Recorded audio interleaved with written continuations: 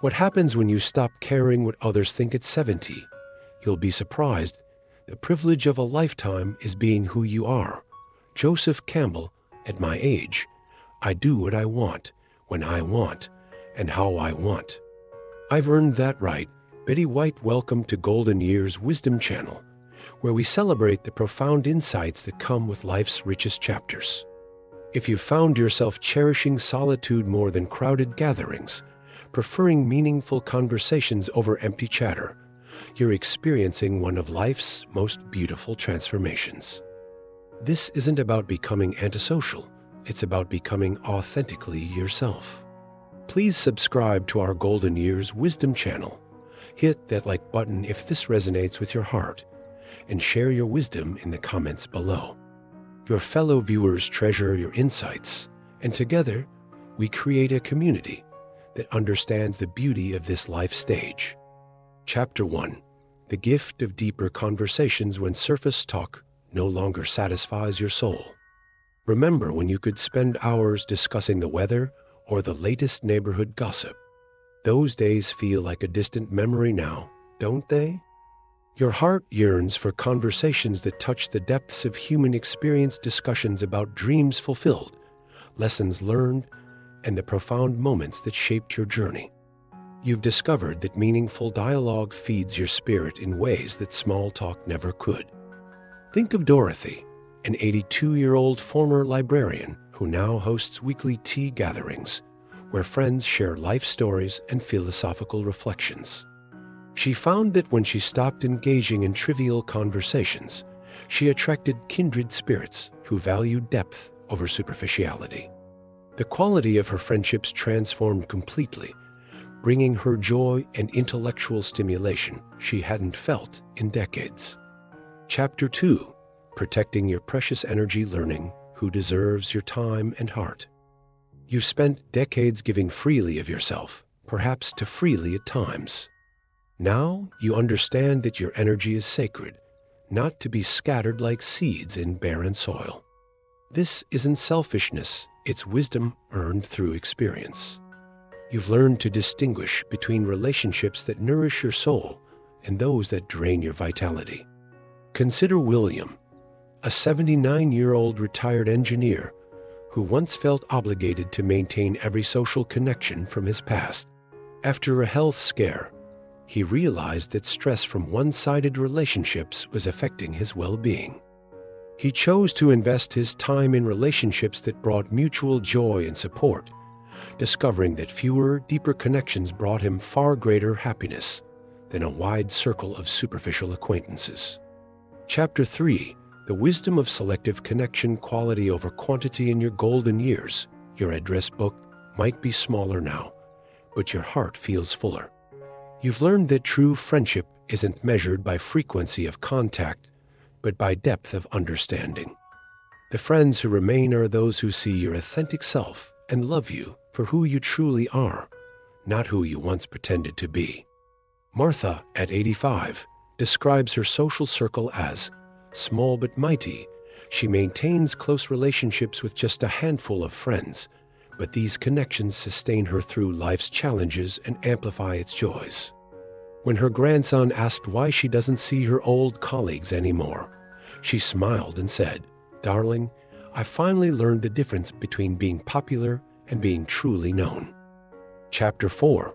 Breaking free from one-sided relationships, the liberation of mutual care and respect. How many years did you spend being the one who always called first, always remembered birthdays, always offered help, but rarely received it in return?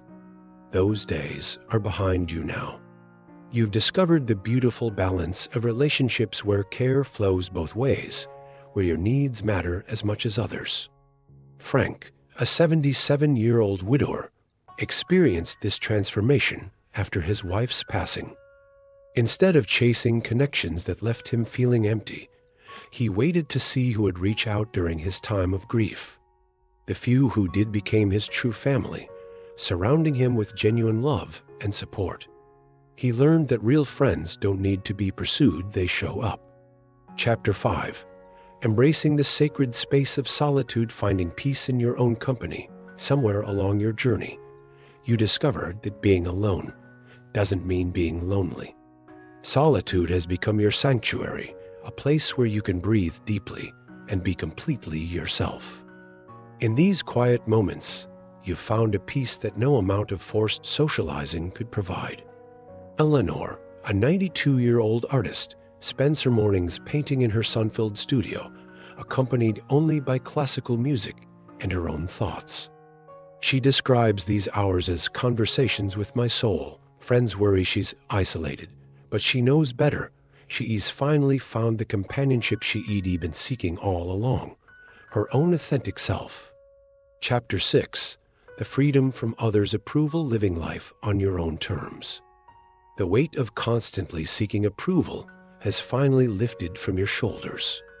You've stopped performing for an audience and started living for yourself. The opinions that once kept you awake at night now seem as insignificant as yesterday's weather forecast. This freedom is intoxicating and transformative.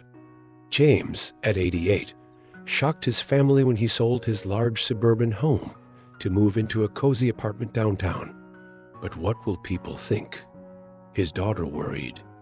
His response was profound. My dear, at my age, I've learned that the people who matter don't mind, and the people who mind don't matter. His courage inspired others in his family to make their own authentic choices. Chapter 7. The art of saying no with grace. Boundaries as acts of self-love. No has become one of your favorite words, hasn't it? Not said with harshness, but with the gentle firmness of someone who knows their worth. You have learned that every yes to something that doesn't serve you is a no to something that might truly bring you joy. Catherine, an 81-year-old grandmother, politely declined her family's invitation to host Thanksgiving dinner after 40 years of elaborate preparations. Instead, she suggested a potluck where everyone contributed. Her family initially resisted, but the shared responsibility brought them closer together, and Catherine enjoyed the holiday more than she had in years.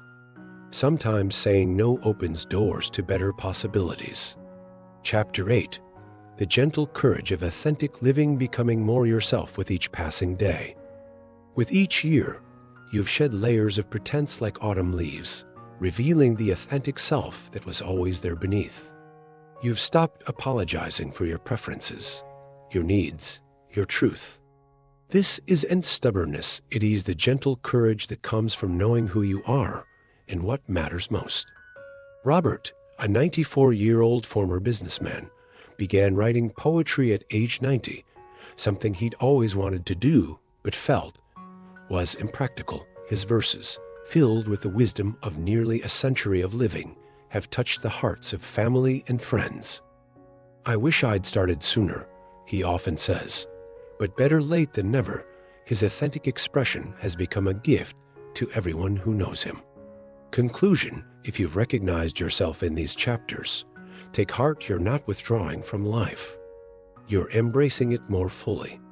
The selective nature of your social connections, your preference for solitude, your careful guarding of your energy, these aren't signs of aging poorly, but of aging wisely. You've earned the right to choose quality over quantity, depth over superficiality, authenticity over approval. Your journey toward selective socializing is a testament to your growth, your wisdom, and your deep understanding of what truly matters. You have learned that a life well lived isn't measured by the number of people at your birthday party, but by the depth of love and authenticity you bring to each day. We want to hear from you, our wise community. Have you experienced this beautiful transformation toward more selective socializing? What wisdom would you share with someone just beginning this journey? Your stories and insights inspire others walking this same path. Please share your experiences in the comments below. Your words might be exactly what another member of our Golden Years Wisdom family needs to hear today. Together, we celebrate the beauty of authentic living and the profound wisdom that comes with age.